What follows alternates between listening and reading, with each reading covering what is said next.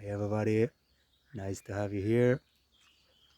Henrik here from Vilnius Permaculture, and today I feel really Swedish because I'm planting more of this here.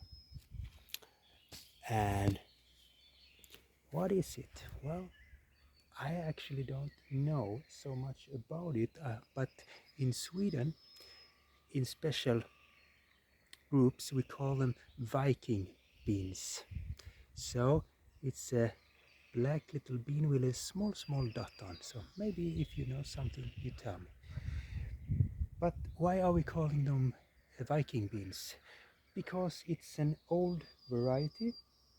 It's not a hybrid or anything, and it's just been around in Sweden among old people who transfer them from generation to generation.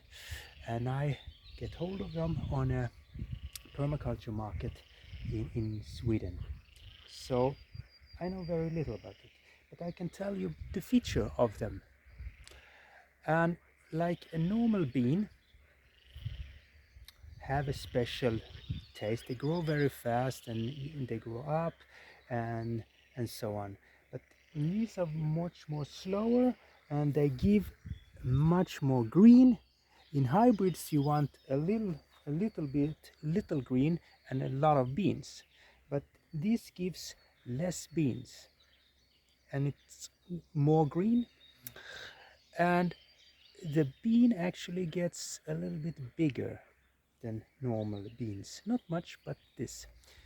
So what we know about this is that the what's in these little beans, there is much more minerals and nutrients and so on, because the base for obtaining minerals and vitamins and everything is bigger.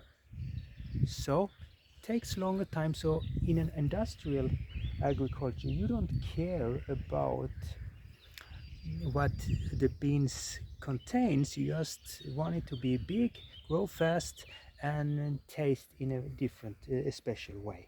So everybody in agriculture, they don't put any interest to this bean, but among small growers and so on, garden growers and permaculture, this is the bean, because this fixates much more nitrogen in the soil.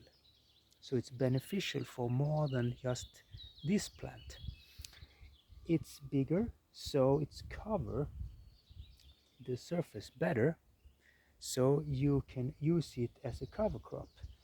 And the beans are much more healthier to eat. So that's why you want it. And I brought 25 of these from Sweden. That's all that I could get, and I didn't know so much about it, and I was just buying them because interest, see what's happened.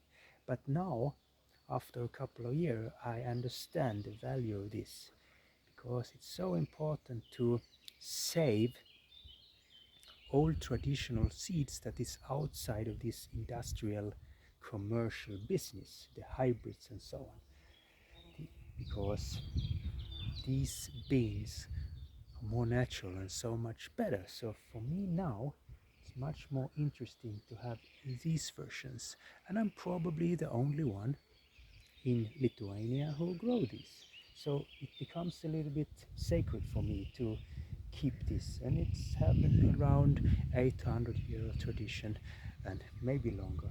Nobody knows, but that's what they say. So if you know more about this, what we call Viking beans, especially in Sweden and Denmark and so on, please write something down below about it. And I have planted more today because I only have this one here. So I want, and actually it was my mother-in-law who made sure that they survived, and she tested them and grew them, and she had great success, and now she don't want to grow any other kind of beans. So you see, she's an expert, she's really expert in growing. she said, wow, this is much cooler bean than anything.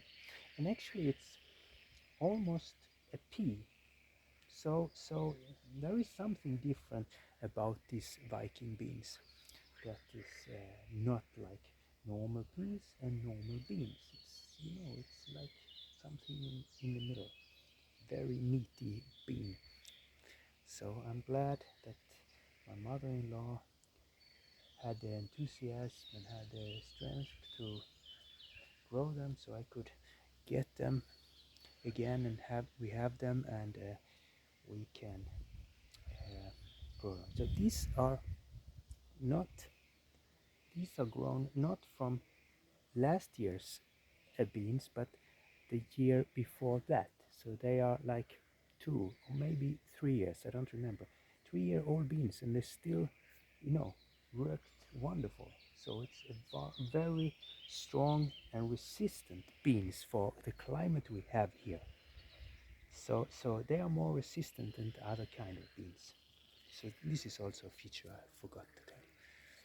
So planted more, and I will try to plant even more and see if I have the time later on to see if I can put in more.